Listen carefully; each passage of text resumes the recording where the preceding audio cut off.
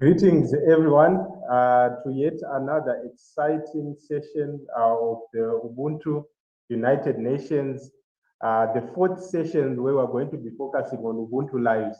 I'm your host today, Moses Matipisa, but I'm not alone. I'm joined by the eloquent Rita. Rita, where are you?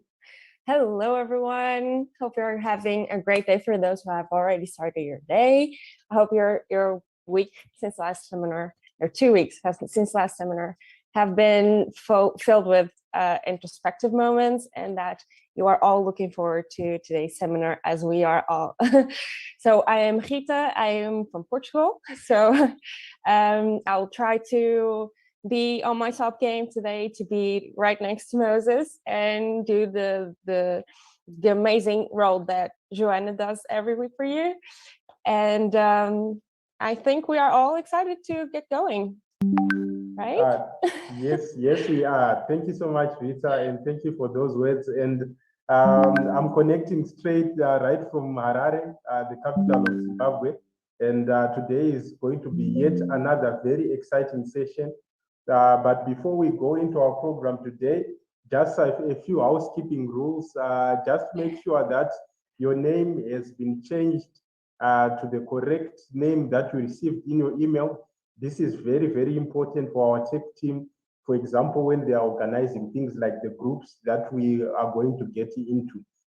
But today in our exciting sessions that is lined up, we've got some amazing speakers that we have today.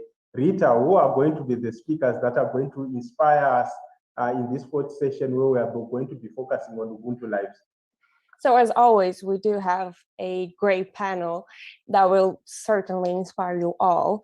And first we will have Professor John Balmink, that you are all familiar with right this moment. Later we'll have Mr. Jose Ramzorta as well, Mr. Kailash Satyarthi, who is a Nobel Peace Prize laureate. You'll get to know more about him soon. And Her Royal Highness Princess Rimali, that you all know very well at this point as well, and that we are always inspired to hear.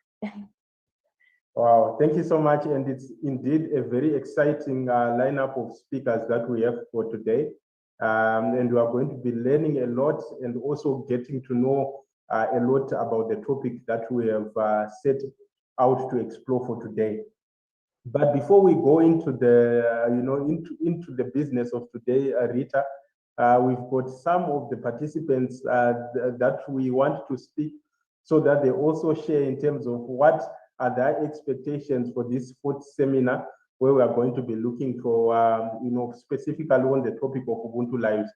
And just to kick us off, we are going to be flying all over around the world, but we are starting with from St. Lucia, and we are starting with Eva Stanislas. I hope I pronounced it well. Over to you, Eva. What are your expectations for today?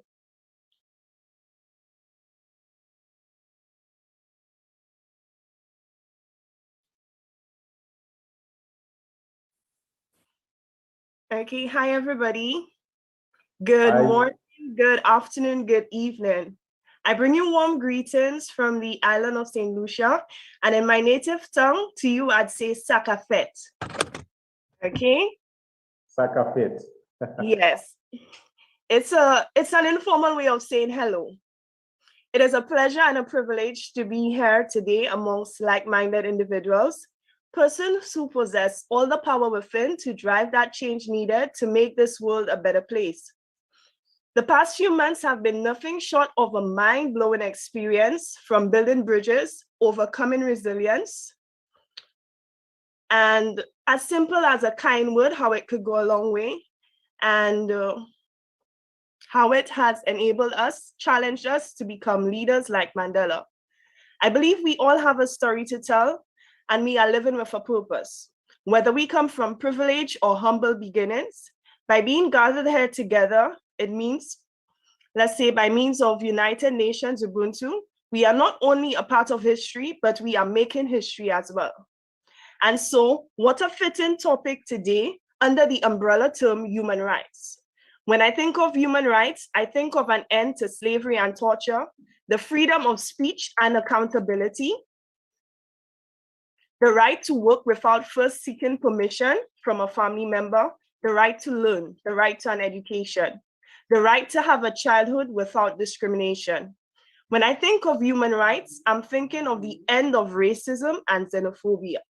When I think of human rights, I see a place at the table for women and youth when it comes to decision making, locally, regionally, and on an international level. When I think of human rights, I think disability rights, ensuring that persons who are disabled have equal opportunities to live and to thrive in this day and age. With that being said, for today's seminar, I anticipate a strong drive towards equality and equity, freedom and justice, providing us with a guide to build our own future. And I want to leave you with a few words by Martin Luther King as I conclude. I am not interested in power for power's sake, but I'm interested in power that is moral, that is right, and that is good. Thank you. Thank you so much, Eva, for your inspiring words. And indeed, today's theme, Ubuntu Lives, is also pivoted on the aspect of human rights that you spoke so articulately about. And I was listening to you when you were speaking, and definitely some of the aspects is what we are going to be focusing on today. Thank you so much. So right from St. Lucia, we are now going to Chile. In Chile, we are joined by Alexandra Isabel Carrasco Diaz. Over to you, Alexandra.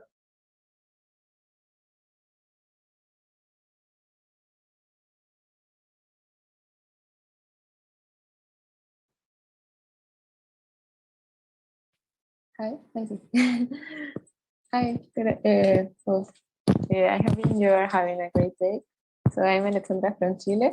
Well, first of all, I wanted to thank you all so much for allowing us to share our thoughts every Sunday and for organizing such an amazing opportunity.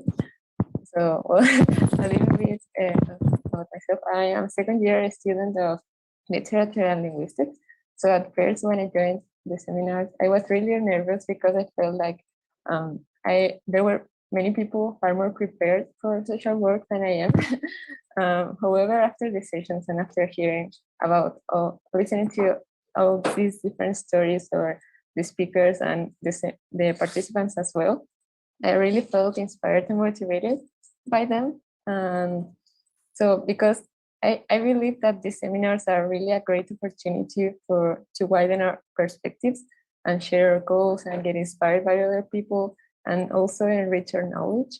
So the collaborative work that we do every Sunday here in the breakout rooms is really important for that. And regarding today's topic, I think that sharing our passions and what our skills are it's really important because we get to know others' experiences as well. And from that point, we can realize that even if I am skilled in an area, I can still help in others that I didn't even think about before. So I think that is really precious. So so getting the chance to reflect on our stories and other people's stories as well is important. And I wanted to, of course, I'm looking forward to listening to the speakers today again and the participants as well. So thank you so much. Thank you so much, Alex, for your thoughts. And indeed, our stories are very important, and also listening to the stories of others and getting the inspiration. When we listen to the stories of others, we're inspired and also to do more. So looking forward to the sessions, and definitely there's going to be a session where stories are going to be exchanged, and also getting to hear from the stories of the inspiring leaders that we have in our lineup. So from Chile, the plane flies and we go to Djibouti. And in Djibouti, we've got Bogore Badon Waberi. Over to you, Bojore. I hope I'm saying it correctly.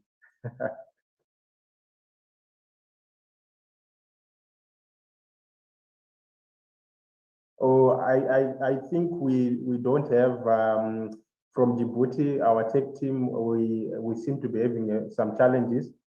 But from there, we are flying to our delegate in Netherlands, which is Bo van Ladestein. I hope the names are always very interesting, but I hope I pronounced it well. And over to you, Bo van.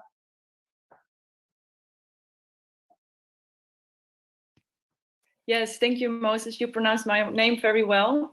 Hello, everybody. My name is Bo. I'm from the Netherlands. And first of all, thank you so much. All the seminars have been very inspiring and really amazing.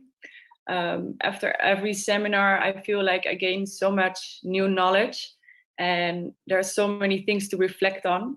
From the last seminar, for example, Professor John Volmick said that real poverty is having no relationships. And I see that in my work. I work as a social worker in a shelter for victims of human trafficking.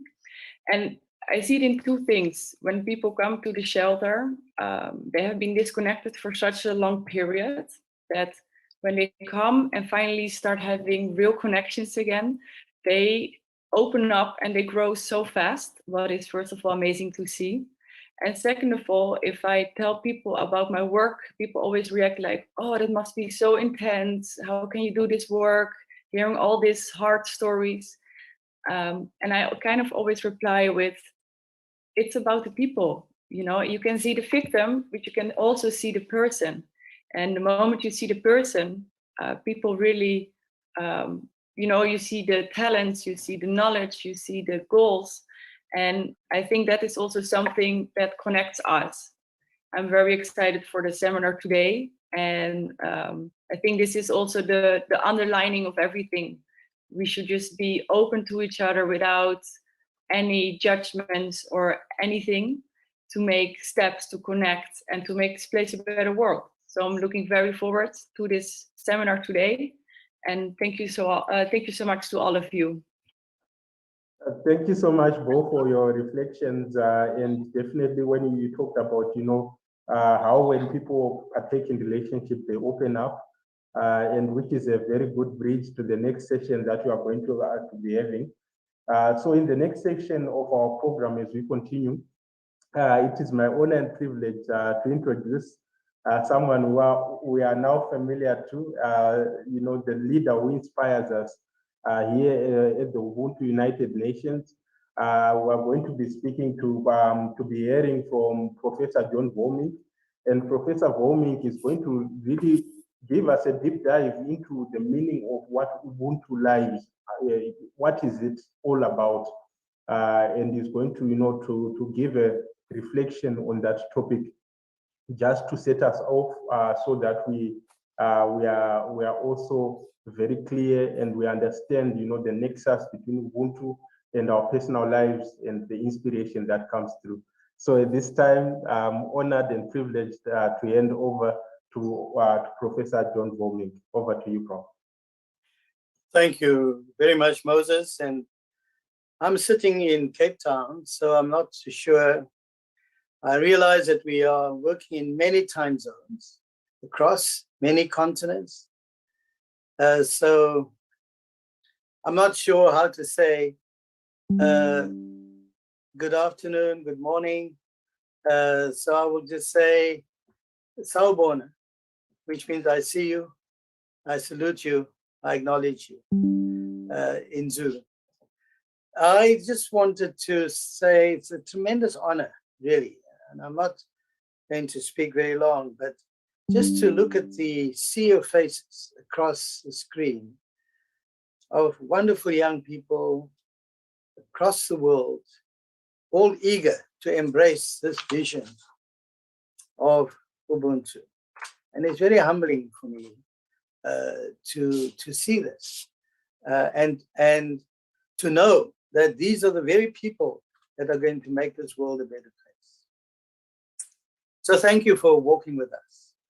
We have come a long way. We have come to the fourth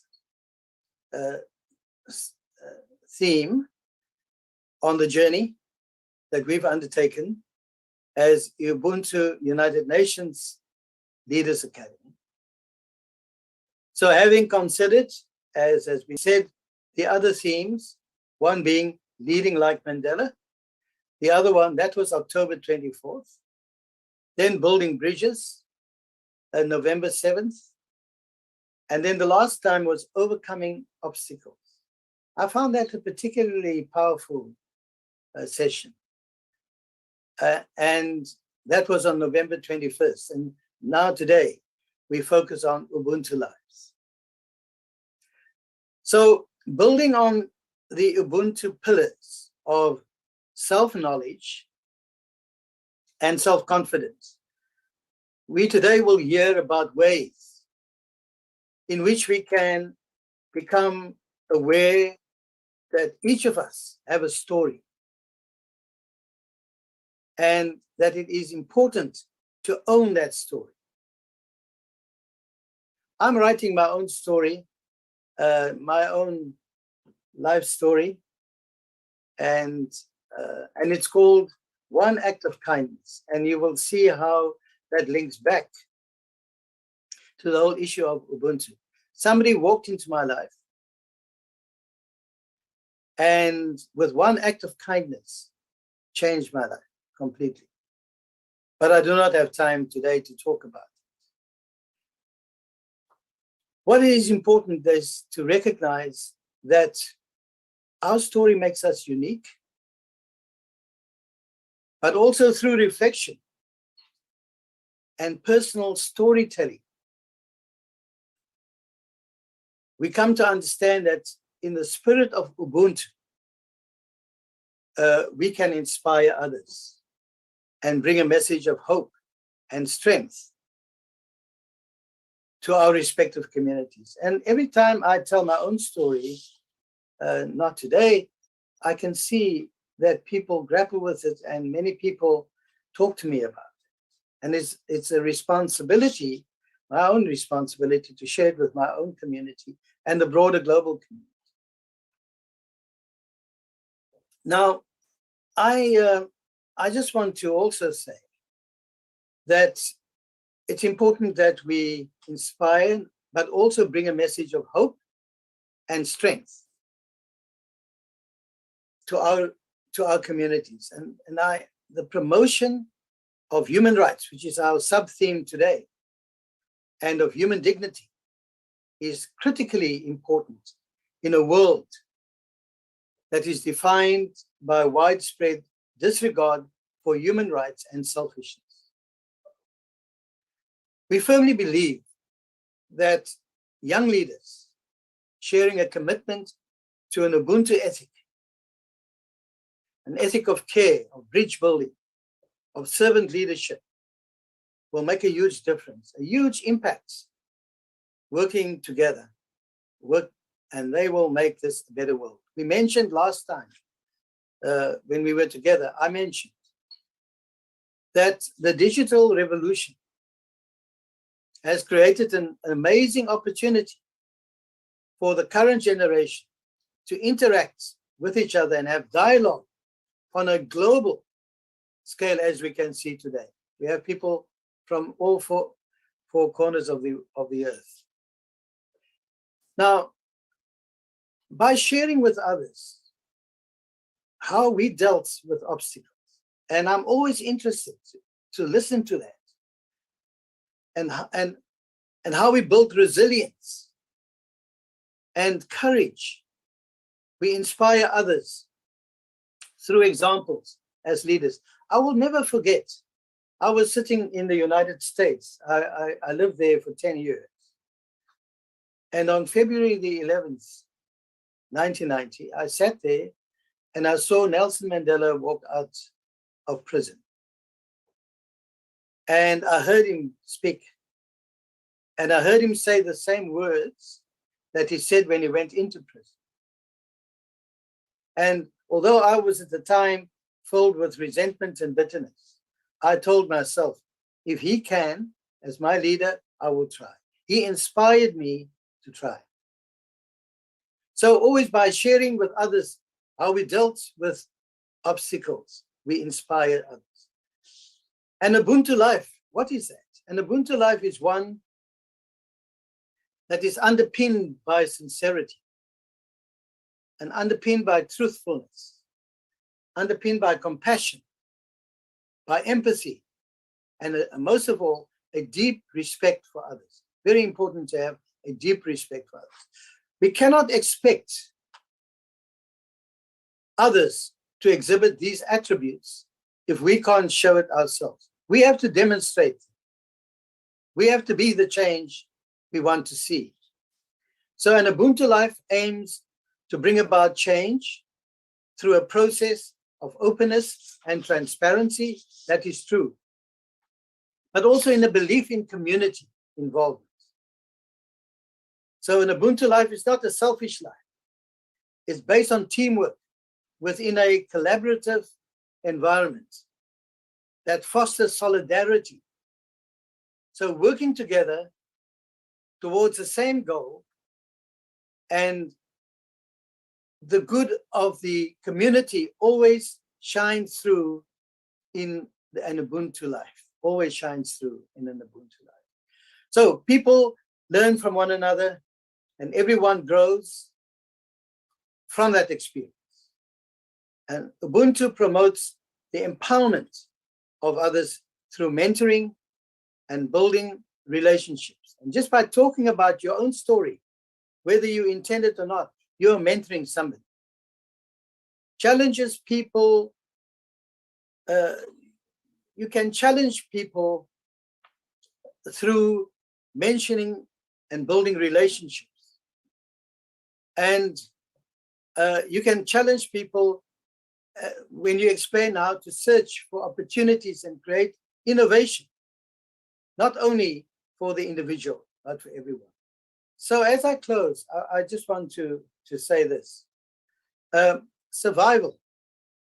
The world is very focused on survival.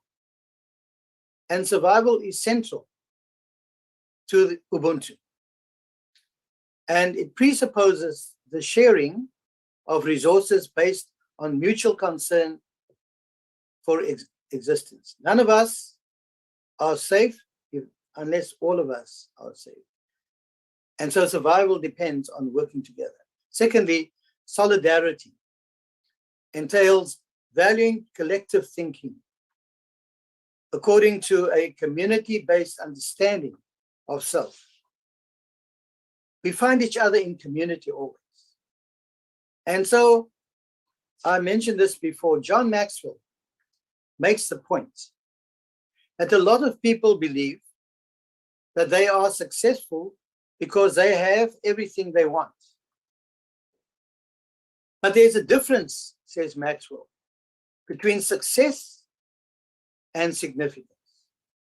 There's a difference between success and significance. When we speak about success, we speak about how we have added value to ourselves. However, Maxwell believes that significance comes when you add value not only to yourself, but also to others. Then you are significant. He argues that we can't have true success without significance. So success is a journey, but some people stop before they add value to, well, they stop at the point when they only have added value to themselves. But you miss the reward of significance if you don't understand that you also need to add value not only to yourself, but also to others. So as we listen today to the stories of Ubuntu lives, we will learn how Ubuntu life stories are expressions of generosity of spirit and a concern for others, on compassion for the dilemmas that others face, and a willingness to sacrifice one's own self-interest to help others. So I close with the words of Nelson Mandela, and it's a challenge to me, and I hope it also will serve as a challenge to you. And I quote Nelson Mandela, "When the history of our time is written, will we be remembered as the generation that turned its back on a time of global crisis, or as a generation that did the right thing?" Thank you very much and have a wonderful day today. I look forward to the proceedings. All the very best. Thank you. Thank you so much, Prof. Homing, for your inspiring words. You challenged us and inspired us simultaneously. You spoke about each of us having our own unique story, and that our stories are important, when we share them, because we can inspire others and give them hope and strength. You spoke aptly on related to the theme of today, which is human rights, and you spoke of the promotion of human dignity and being one of the challenges that we face in our times today, and how global dialogue is important, and also in that sharing of experiences. You spoke of what an Ubuntu life is, and you spoke of sincerity, the traits of sincerity, truthfulness, empathy, compassion, and more importantly, a deep respect for others. The Prof, you challenged us when you spoke of the belief that we ought to have a belief in community and get involved and be able to work together. And you also spoke on solidarity, and that when we share our own life stories, we'll be actually empowering and mentoring others.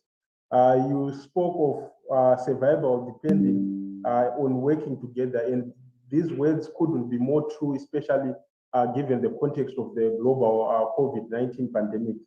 And one of the things which I'm taking, Prof, is when you spoke of the differences between significance and similarity, significance as well as success. When you spoke about when we add value to others, we also become successful in that sense, but you can't be really successful if there's no significance.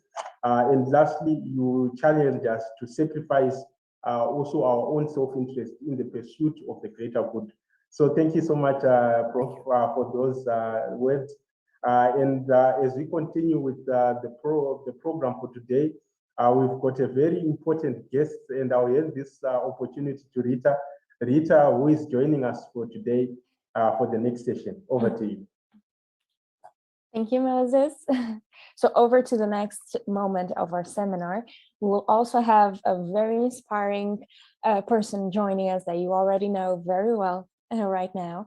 And I would like to welcome Mr. José Ramos Horta, who will not only address our theme of today's seminar, but will also introduce Mr. Kalashi Satyarthi, that you'll get to know more in just a minute or two. Thank you very much, Mr. José Ramos Horta, for joining us today. Bom dia, boa noite, boa tarde, good morning, good afternoon, good evening, bonjour, bonne soirée, buenos dias, buenas tardes, buenas noches. Depends where you are, in which time zone. I'm speaking from Dili, Timor-Leste. A great privilege, honor to again participate in Ubuntu United Nations. Ubuntu United Nations is synonymous with human fraternity.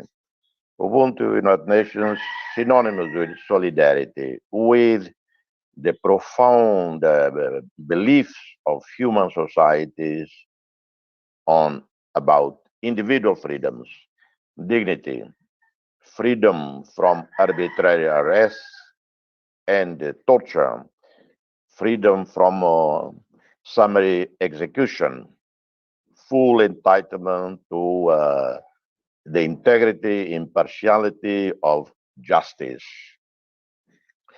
Ubuntu, United Nations, are synonymous with the Universal Declaration of Human Rights. So it is a great privilege to be with you again in this extraordinary Ubuntu United Nations forum that has been going on for several weeks with thousands of participants.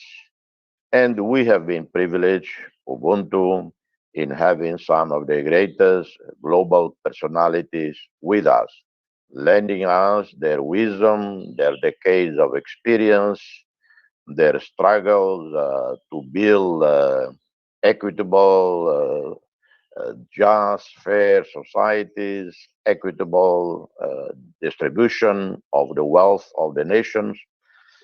So today, with great pleasure, I introduce one of human beings that I admire the most for many, many years, and that is Professor Kailash Satyarthi from India. Kailash won the Nobel Peace Prize in 2014 after 30 years of complete surrender of his life, of his comfort, to the fight to free child slavery, child labor. He was only about 20 when he graduated from university for his first degree, and he was going to marry. And then he told his then fiancée, to be his wife, that he was not going to work in a bank, in some civil service, a bureaucrat, or set up a business. He was going to dedicate his life from then on to protect the children of India and of the world, to free children from slavery, to free children from bonded labor, from child labor. In the course of this struggle of decades, he was messed up, he was threatened. His wife, without hesitation, surrendered to him, surrendered to Kailash's vision, to his generosity, to his heart, and to his courage. And ever since, Kailash, his wife, the whole family, including in-laws who married into the family, dedicated themselves to this global vision and the struggle to free the best gift from God to us, the children. Without the children that are born every second, every minute around the globe, humanity would cease to exist. But for humanity to be better still, we must care for the unborn babies. We must care for the mothers who are carrying them in their bodies, in their soul. We must care for the babies from day one to give them the best possible care, the best possible nutrition, and to the mothers so that they become healthier children, and living in absolute love and freedom. That's the vision of Kailash Satyarthi, which I share. I am the chairman of the steering committee of Nobel laureates and global leaders for children's rights in the fight for freeing children from child labor and child slavery. I've been working with Kailash Satyarthi and his wife and family for years, and I'm always each time inspired by him to do my little bit to help him, to help the children of the world. So today we have this extraordinary man from India, one of the greatest democracies countries in the world, 1.23 billion, fascinating civilization with tremendous hopes and opportunities, but also still with grave challenges for the people, for the security of the country. But when I look at India, when I look at what Kailash has done, and myself, I've done my bit in my small corner of the world, I have hopes for humanity.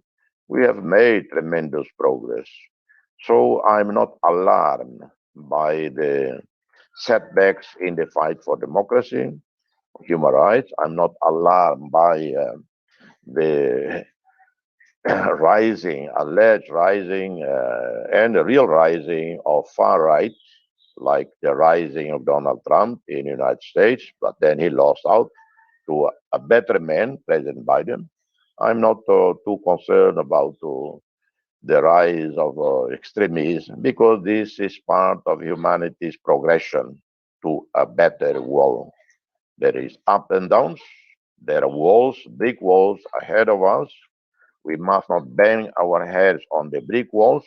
We must use our intelligence, our imagination to jump this brick wall, or to turn around, or to wait. We must, in the struggle for human rights, for democracy, we believe in it, but believing in it is not enough. You have to stay focused, and you have to use your brains, your intelligence to fight for democracy. You cannot use dogmas, extremism. You use your heart, your brain to fight for democracy, for human rights, to freedom. That's how we succeeded. We didn't succeed because we are a country of 1 billion. We succeeded because we had convictions. We lived with our convictions, but we used our brains. And we succeeded. In 2002, Timor-Leste became independent, and the next year it will be the 20 years of restoration of independence of Timor-Leste. Anyway, today you're going to listen to Kailash Satyarthi and not to me. A big, big hug to Kailash, to all his family. Actually, I shouldn't say big hug, because with social distancing, and in any case, we are distant from each other by the oceans and the mountains. But I bow to Kailash and to every one of you across the globe who is going to listen to Kailash Satyarthi.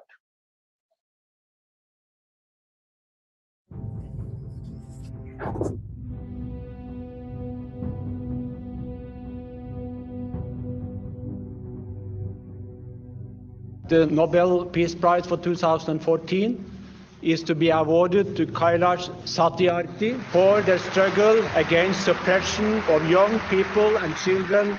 There is no greater violence than to deny the dreams of our children. I refuse to accept that the laws and constitutions are unable to protect our children.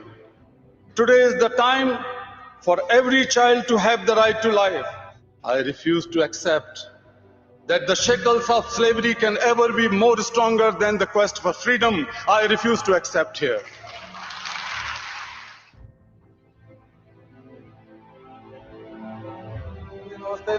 Getting a greeting like this is all the reward Kailash Satyarthi needs for freeing these children from a life of slavery. he tries to give these kids the childhood they missed. Do you think these kids see you as a Nobel Peace Prize winner? Oh, I don't think they see me as friend or brother or something like father. I have looked into their frightened and exhausted eyes. I've held their injured bodies and I've felt their broken spirits. I refuse to accept that children belonging to certain sections of society are born to work for others at the cost of their childhood and freedom and education. If the children are exploited, if the children are deprived from their childhood in any part of the world cannot live in peace. The world cannot be human. It's not often the two winners of the Nobel Peace Prize get together, but it happened yesterday when President Obama met Kailash Satyarthi. They were joined by 3 children who were rescued from child trafficking and forced marriage. You cannot live in isolation. All the problems and solutions are interconnected. And so the problem of child labor in any part of the world is your problem. Satyarthi organizes raids with local police, but sometimes employers are tipped off and waiting for him armed. But I have been attacked many times in my life. You had a gun to your head. Literally, here. This is dangerous work, freeing these kids. Somebody has to pay the cost for freedom. It does not come on plate. So if not me, then who else will do? Who will a Nobel Prize? Who won the Nobel Prize, he asks. Their reply, all of us kids. It's good.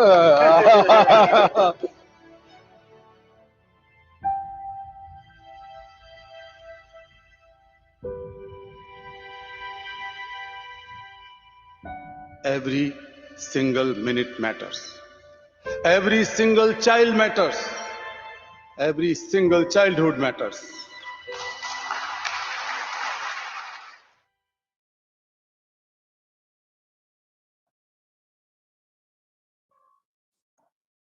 My dear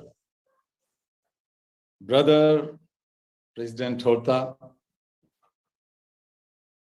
dear young friends, I can see not just smiling, but shining faces of Moses and Anarita and many more. And that brings light not only in my heart and soul, but your shining brings light in the world. President Horta is one of the finest human beings and one of the wisest statesmen whom I came across. And he always inspires and guides me as a big brother. Dear friends, when I join the group of young friends like you, I am more confident that whatever problems we are facing in the world, the solutions are here. The solutions are young people. Your conviction, your commitment, your compassion, your energy, your courage brings a faith that the future of humankind is as bright as you are, my dear sisters and brothers and youth. Ubuntu, for me, is something which should live in our hearts, in our souls. And it has 4 pillars, in my opinion. The first one is compassion. And that's why I always call for globalization of compassion. It is not showing sympathy to each other and be just artificial or formal. Hello, hi, how are you? But one has to go deeper to feel the suffering of others as one's own suffering, and then try to solve that suffering. And that cannot limit only to human beings. It goes beyond that. in animals and plants and trees and mountains and rivers and oceans, everything in universe. If the planet or people are at risk, then we have to be compassionate. The second pillar, I feel, is gratitude. We have to build a supply chain of gratitude. I'm sitting here and talking to you. I am safe in my room. This is in fact a place what we call Balashram, or rehabilitation, education and leadership building for the young people who are freed from slavery and trafficking. So I feel safe. The people who build that room, electricians, plumbers, the people who has given me food, or those who grow food in the farms. I'm sitting here and wearing those clothes. Somebody and many people, in fact, are responsible for the wool and cotton and stitching those clothes. And if I keep on thinking, I have to feel a sense of deeper gratitude to or towards them. No leader, no corporate, no one, no educated person, academicians is able to get so much accomplishment and achievements in life without the support of so many people. So many people are responsible. Sometimes we lose it, or most of the times we lose that sense of gratitude for others, and we feel that whatever is the achievement, it's mine. The third thing I strongly feel is responsibility, mutual responsibility. The third pillar of Ubuntu. That means we have to create, we have created network of things in our modern artificial intelligence and technology. But let us think of creation of network of responsibility. Gratitude and responsibility are interlinked. And the fourth thing is that we have to build a culture of tolerance, respecting diversities and differences. We have created algorithms of everything. Let us think, let us try to create an algorithm of diversities, because they are the beauties of humankind and human society. So for me, these four pillars are the pillars of Ubuntu. Dear friends, thousands of years, the Indian sages, the wise people, told a very beautiful thing. Ayam nijay parobeti gadana laguchet sham udara charitanam tu vasdev kutumbakam. And it means when we have a sense that this is mine and this is yours, or it is mine, that is yours, that is the feeling of people who have a very limited outlook or short-heartedness, mean mentality. The reality is that the world is one family. The world is one larger family. And those who wanted to make this world a better place, sustainable place, peaceful place, they have to feel that we are one, the world is one. Humanity is one. And that is the lesson which we have to learn all the time, but especially in this post-pandemic. I won't call it post-pandemic. Pandemic is still on. It's coming in third or fourth, variants are coming. So we have to learn that we cannot solve any problem in isolation in the world. The problems are interconnected and the solutions are also interconnected. And we are so interdependent that we have to think and act as one human being.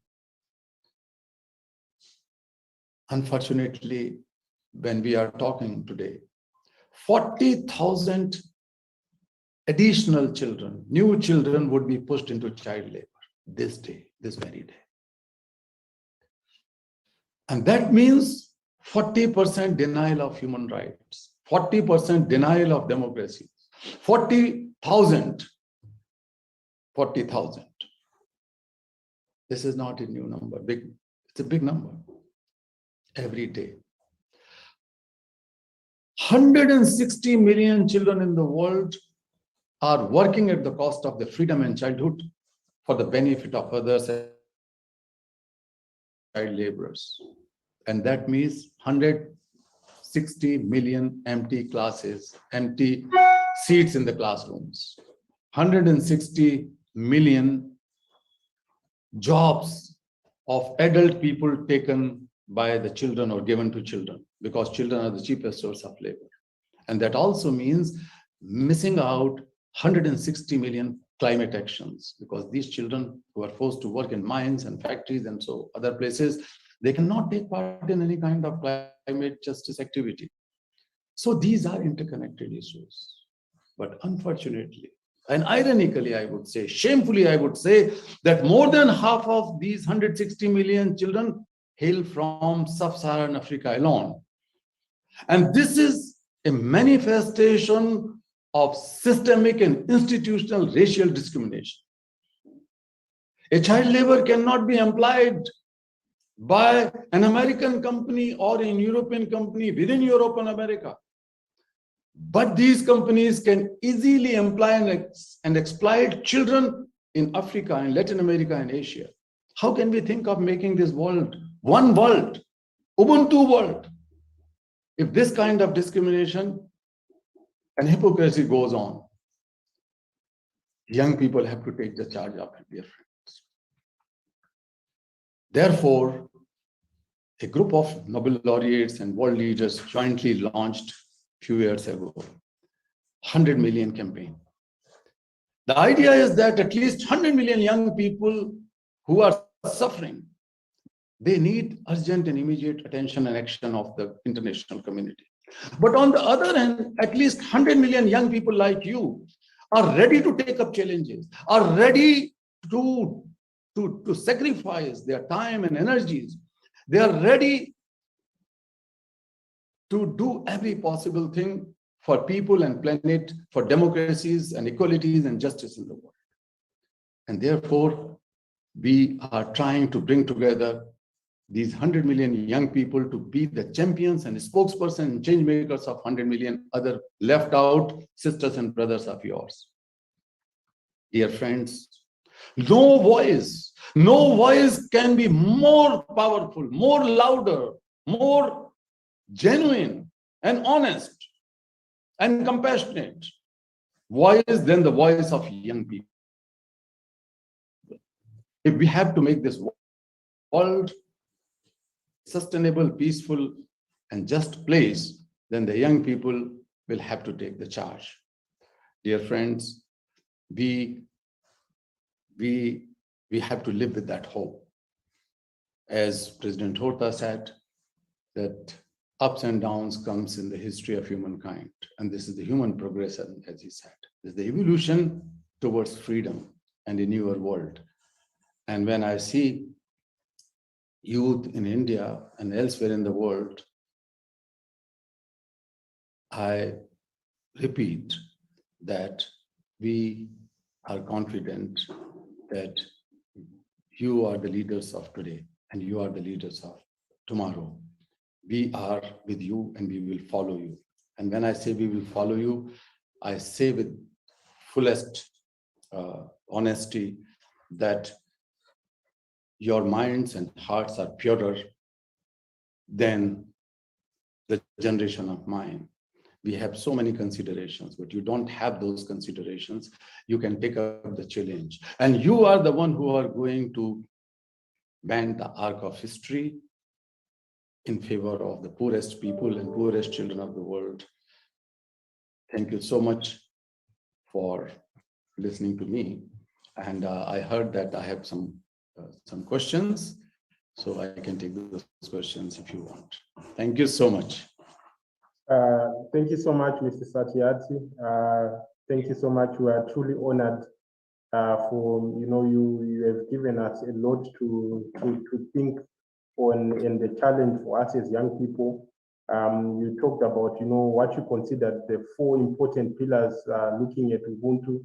You talked about the need for the globalization of compassion, which I totally agree, where, we look into the suffering of others and we take that with an eye to say, what can we also do to support? You challenged us, to have gratitude, and you gave a very practical and real example when you said, look at what you eat, what you are wearing. Someone has to contribute, and indeed our lives are a contribution of a different people, and we cannot accomplish anything without others. And therefore gratitude is very important. You spoke of mutual responsibility, and I liked when you spoke of we need to develop this network of mutual responsibility, which is also connected to gratitude. A culture of tolerance. I like the specific term that you use. We need an algorithm of diversity. And indeed, we really need to have this mindset where we respect each other as human beings and we respect our differences and coexist together. You also spoke of how this world is one family. And I think with Ubuntu, this has always been the motto that we are, are branches of the same tree. We are one human family. And that we are so interconnected that we have to look at the problems in the context. And I think this was a message in the short video that we watched when you were speaking to President Barack Obama.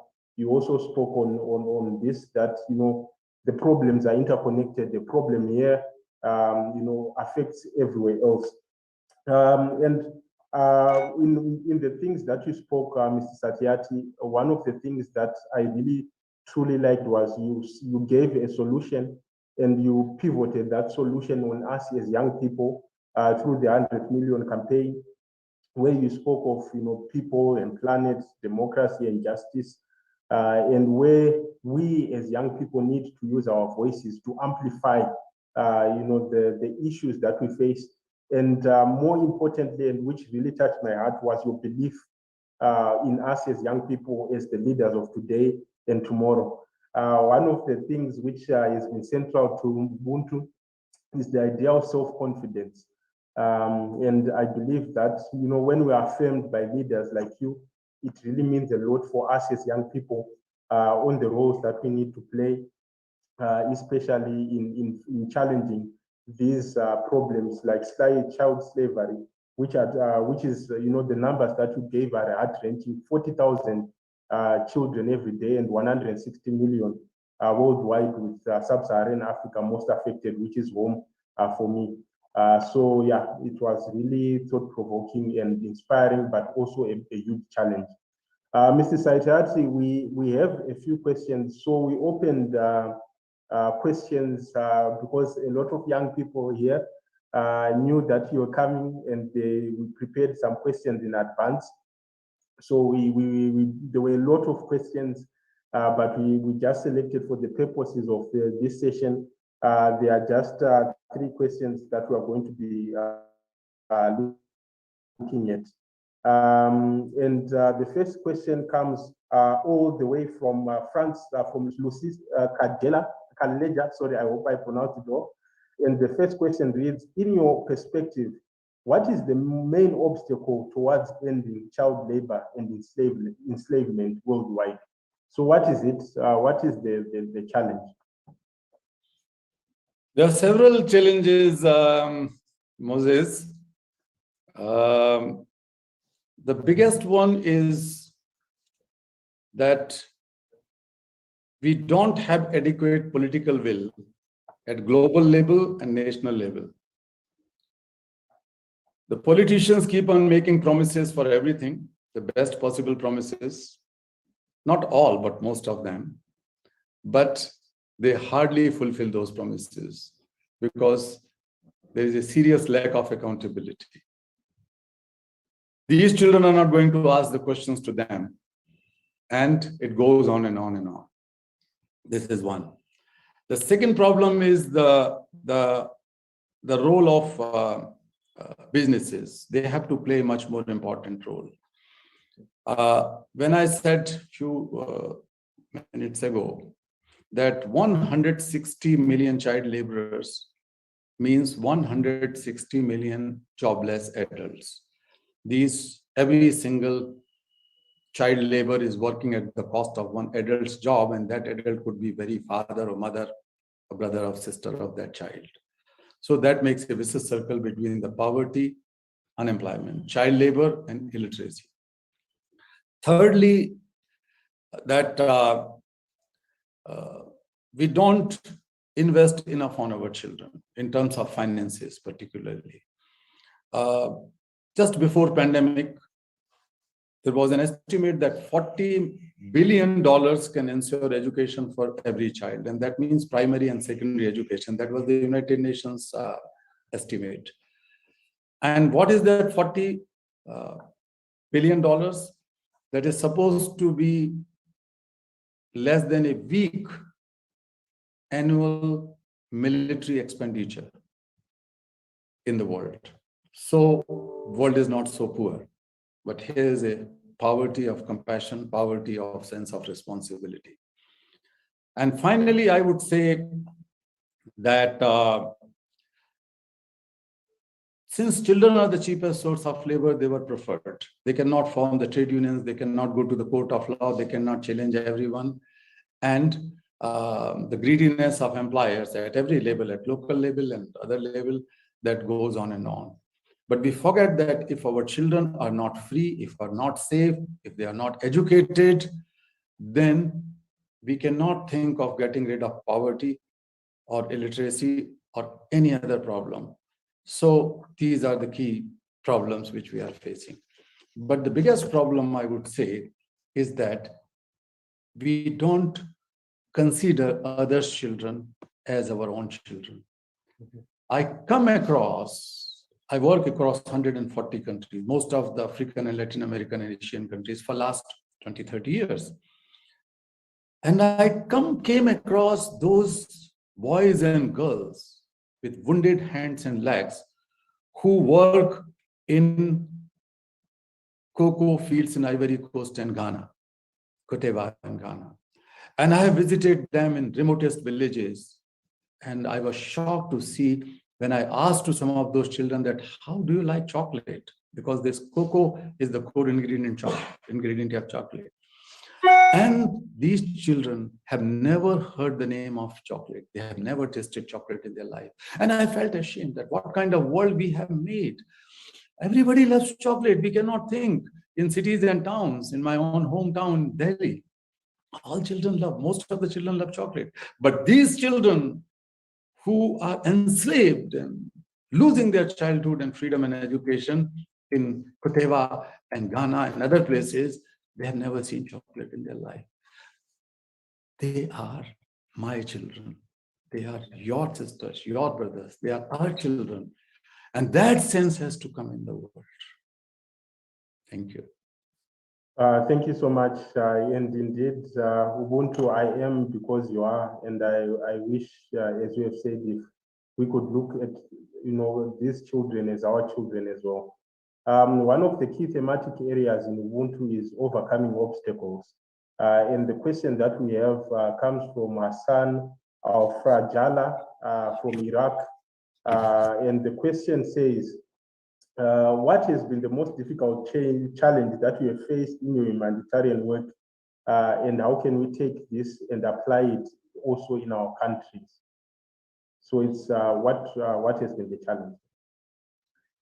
My challenges when I started almost 40 years ago, or more than 40 years ago, the biggest one was the mindset of the people.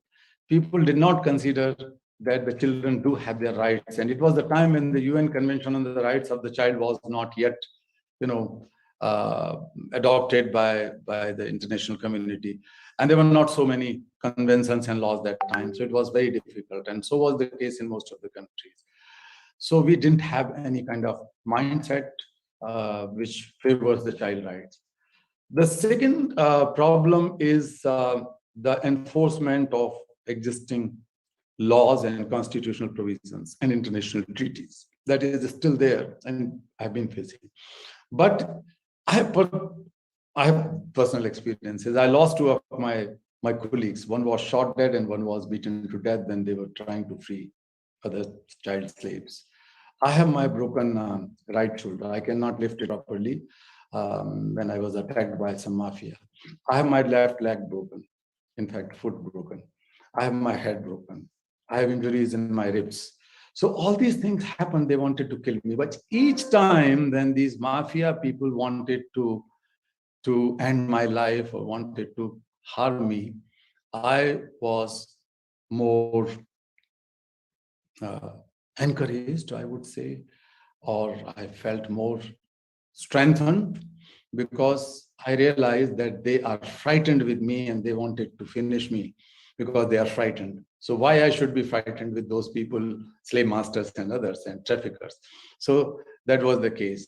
But of course, sometimes they tried to defame me. They have, I won't say control, but a lot of influence in the media. They have influence in the parliaments and assemblies and so on. So it went on and on. But Hassan, if you are listening to me, the answer lies in you. You are the first person because you have courage to question.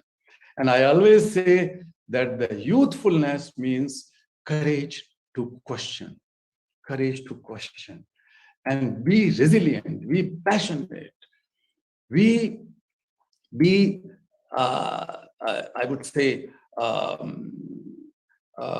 active to do every possible thing to find the answers to those questions. Just not leave questions with questions, because young people can find the solutions of everything. Hassan, you can find the solutions of everything. But the most important thing I state sometimes to the young people, 3 Ds. Dream. If you are allowed to dream, dream big and dream for the betterment of everyone, not for yourself. The second D, discover. Discover the power inside you. Each one of us are born with unprecedented, infinite power, because God can never be so meager to send us with tiny power. We have enormous potential and power and a lot of opportunities outside.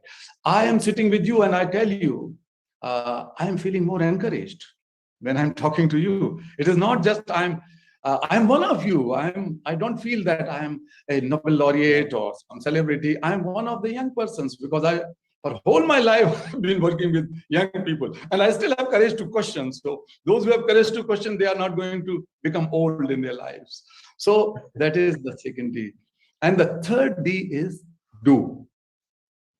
Whom are you waiting for, my dear friends? Do, act.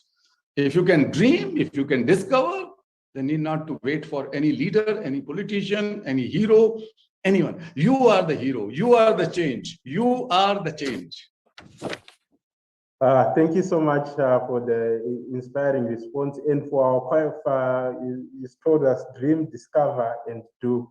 And the last question that we have is coming from Joanna Good da Silva in Portugal.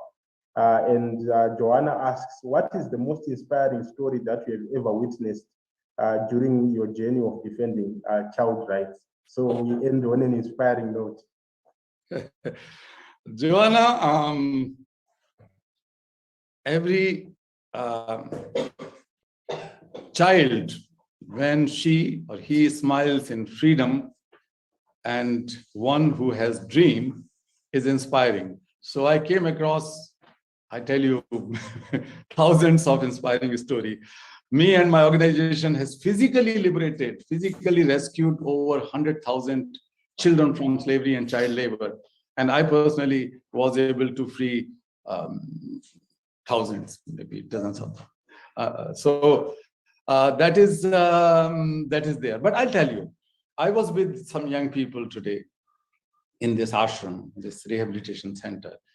There was one, Amar Lal. Amar was born in intergenerational slavery. His parents or grandparents have borrowed some money from a stone quarry owner, and then this debt passed on to next generation and next generation.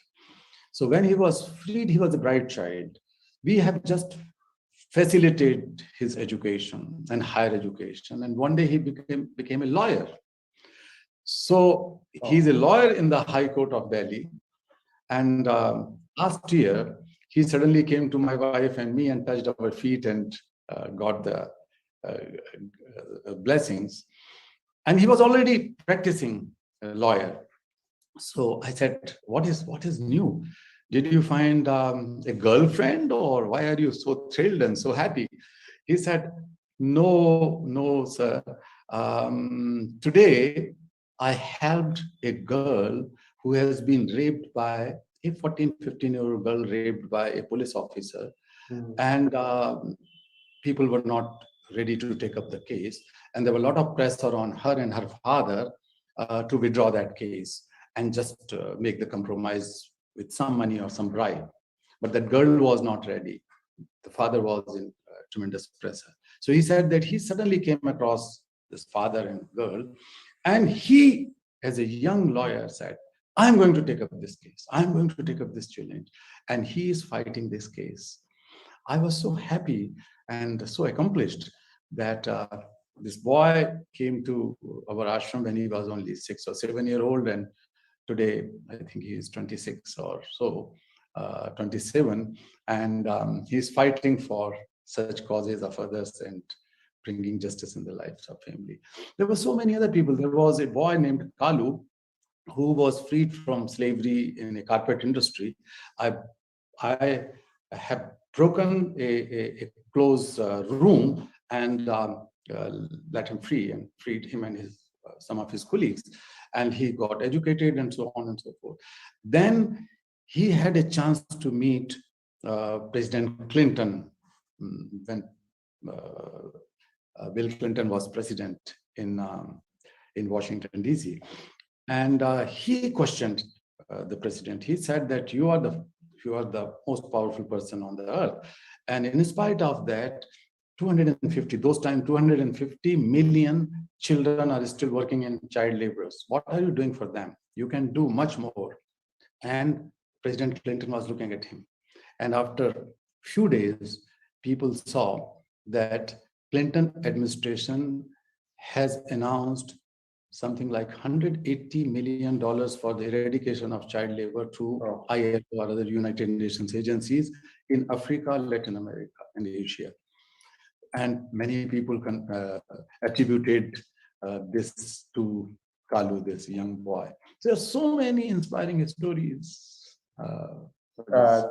Thank you so much, Mr. Tiati. It's been an honor. And indeed, we always hear about, the cycle of poverty. But from what you're saying, there's a new cycle, a cycle of transformation. And thank you so much for the sacrifices. And now I hand over this time to Rita to take us to the next session. Over to you, Rita.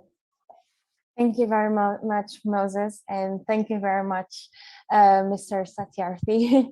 And I absolutely was like blown away with your testimony, and I think that surrender, as Mr. Hamos Orta presented you, like you've completely surrendered yourself to the service of others. That is, I think there is no prettier way, more human way to present exactly what you're doing right now and what we are all striving for.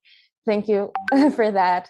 And we are now also have an amazing guest that we hadn't, at least I hadn't met before, but now as the seminars go on and on, has completely blown my heart away. And I always feel that your like accurate and thought-provoking words always make my heart challenge for more and ache for more and to be better. So I'm really honored today to be presenting Her Royal Highness Princess Shrimali today, to be gracing us again with her thoughts and her words. And the floor is all yours. Thank you very much. Anna Rita, if you can allow me for 1 second, I just wanted to greet Her Royal Highness Princess Reem Ali, and she's a wonderful sister. She's a wonderful daughter, wonderful wife, wonderful activist, wonderful person. And I am so blessed to work with her. And her husband, great guy, Prince Ali. They have hosted the Laureates and Leaders for Children in Jordan, and that was one of the best experience many of us had in our life. Thank you so much for your compassion and love and caring for children of the world, Princess. Thank you. Thank you so much, Kailash ji. It is such a pleasure and actually a real honor to be here with you, and thank you. I mean, I think that Laureates and Leaders will be unforgettable mainly by everything that you've done. You are indeed one of the young people, and you are, amazing with all the work that you do. So it's truly a pleasure to be here, and thank you so much, Rita, for your very kind words as well. Your Excellency, Mr. President Ramos Horta, Professor John Volmick, Kailash ji, Dr. Rui Marquez, Monica Rocha-Melo, Moses, and Rita, dear delegates and dear friends. Well, that's the thing, you see, to take the floor after someone like Kailash is very risky business, because he sets the bar so high, not only in what he says, but in everything that he does. He really is the change that we want to see. But let me add my voice to that of our president and to Professor John Volmink as well, and thank Kailash very warmly for accepting to join us today and speak to our audience and bring us more hope. The 4 pillars of Ubuntu that you mentioned are definitely a good compass to go by. And especially thank you, Kailash, for the very valuable work you do in protecting children's rights in India and the world. Mindful, of course, of the fact that children's rights are the starting point when we talk about human rights, reminding us that a child is a human being with rights and dignity, and how important they are for our future. In fact, of course, you all know here that the children's rights were recognized after the First World War with the Geneva Declaration in 1924, and then later in 1959 with the Declaration of the Rights of the Child. You saw the video that was there introducing Mr. Satyarthi's speech. There are more than 160 million child laborers in the world. And maybe if you don't mind, since we're coming up to the festive season for part of the world, no matter how or what you celebrate, actually, maybe I can start with a small reminder just to emphasize why Kailash's work is so crucial. And it goes back to what he was saying about political will, the role of businesses, the greediness of employers, the $40 billion that can help educate children, lift them out of poverty. I think some of you may be familiar with A Christmas Carol, the book that was written by Charles Dickens, and he often denounced the dire situation of children in Victorian England. It is in fact a universal story. There is a part where the main character Scrooge meets the ghost of Christmas future, and he shows these 2 wild, ragged children coming out of his robes. And the ghost tells Scrooge they are man's. The boy is called Ignorance, and the girl is called Want. Beware of them both and of all their degree, he is told. What Kailash Satyarthi does, what the laureates and leaders and the eminent board of men and women who work with him do, is precisely that. He's working hard to make sure there are no children called ignorance or want, so that the future of all is not compromised, and to make sure that the basic rights of children, which are basic human rights, are respected. And maybe a bit like Dickens in his time, or maybe more powerfully, because he actually acts on it to remind us of the importance of compassion and remember that the solutions are interconnected. So what else remains to be said about Ubuntu and human rights? Maybe the following. In a few days' time, on the 10th of December, the world will celebrate the anniversary of the Declaration of Human Rights adopted by the United Nations in Paris in 1948. That was just 3 years after the end of the devastating World War II. Our young participants here would enjoy rereading maybe the text of that declaration. It's also worth reading the Constitution of the United States of 1776 and the Declaration of Human Rights and the Citizen, la Déclaration des droits de l'homme et du citoyen, that dates from the beginning of the French Revolution in 1789. Now, both texts were important sources for the Declaration of Human Rights of 1948. But of course, we can't ignore that the American Constitution was drafted by slave owners, that racist practices have not disappeared in the US even today. and that at the time the French colonial enterprise often tried to remind the world that the motherland of human rights couldn't possibly be accused of abuse of human rights. Today, as President Ramos Horta pointed out, there are many reasons to be satisfied of the progress achieved worldwide and to have hope. But questions need to be asked. COVID-19 is showing that the right of the individual is becoming an exclusive absolute in some places. And in the view of some people, the popular saying, the freedom of one man stops where that of another man begins, seem to have been forgotten these days. You are all, I am sure, aware how some people refuse to wear a mask, even if that puts other people in danger. Some people refuse to be vaccinated because it is their right to refuse, disregarding completely the right of their neighbor not to be contaminated. The same goes with freedom of speech, and our connected social media world is rife with examples. Freedom of speech is a basic fundamental human right, but it does not give anyone the right to tell lies. It sounds obvious, but it's important to remember because you'll also remember that someone speaking on behalf of President Trump then famously said that lies were actually alternative realities. That is not a fact, of course. Just as importantly, individual rights come with duties. Everyone should be encouraged to act responsibly because society cannot possibly function if we all decide that we have every right but not duty. In Asia, I think it is often said that what Westerners call international values are actually Western values. Asians, they say, consider that individual rights cannot go without duties to the family. They speak of family values, for example. Now, I mentioned this in a previous intervention, but I think it's worth mentioning here again, if you don't mind. The Organization of African Unity adopted in 1980 the Charter of Human and People's Rights. Now, that text is far from being perfect, and in some countries on the continent, neither human nor people's rights are fully enjoyed by everyone, sadly.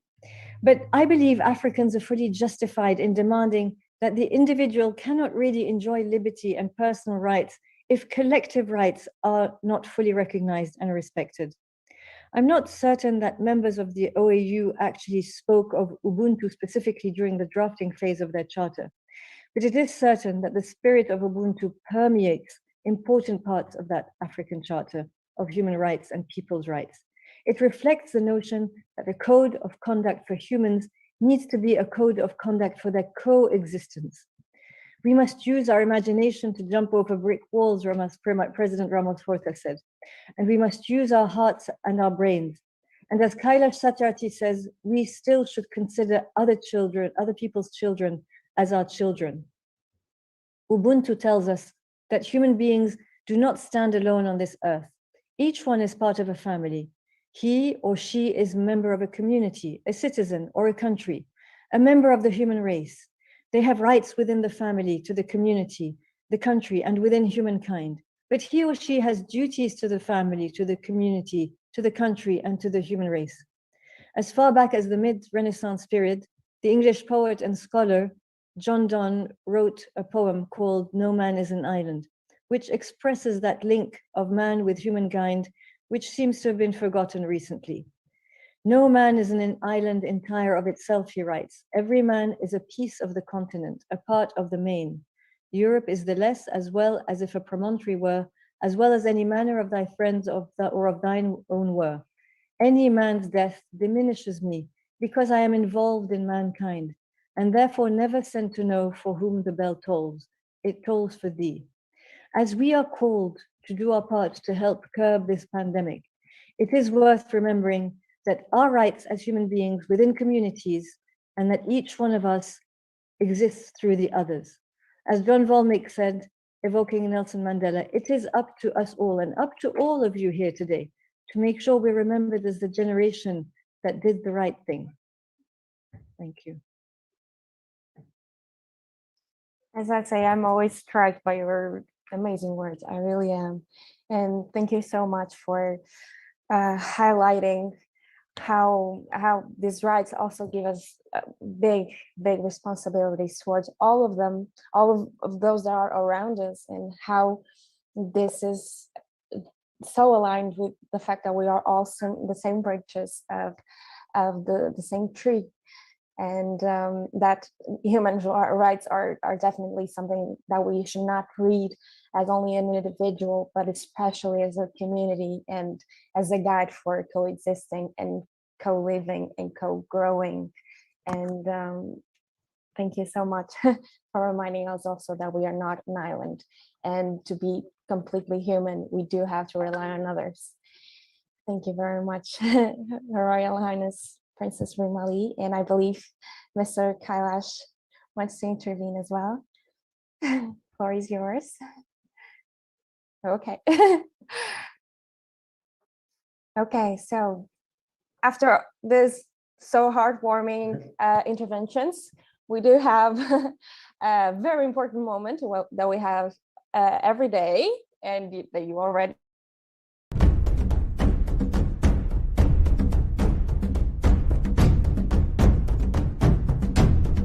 Ubuntu, a universal way of life.